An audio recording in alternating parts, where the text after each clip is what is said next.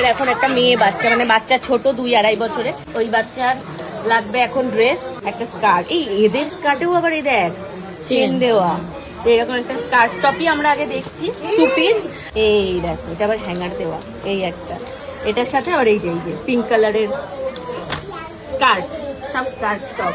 আর এই দেখো একটা, এটা টপটা সুন্দর, টপটা সুন্দর, এটা প্রিন্টে, আর তার সাথে স্কার্টটা দেখো সুন্দর, এটাও ভালো লাগছে বা, এটাও ভালো লাগছে। এই তোমরা বলো তো কোনটা ভালো লাগছে? আমার বেশি ভালো লেগেছে এইটা, এই যে এইটা বেশি ভালো লেগেছে, কিন্তু এইটা না বেশি দিন পরতে পারবে না, এটা ছোট হয়ে যাবে গায়ে।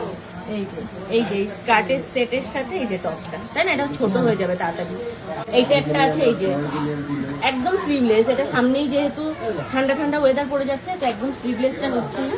এটা জ্যাকেট আছে, এটা তলায় যদি চাই ফুল স্লিভস কিছু দিয়ে উপরে এটা দিয়েও পরাতে পারবে।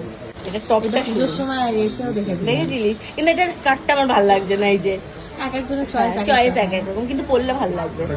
জুটের কোনটা নেওয়া যায় তাড়াতাড়ি বলো।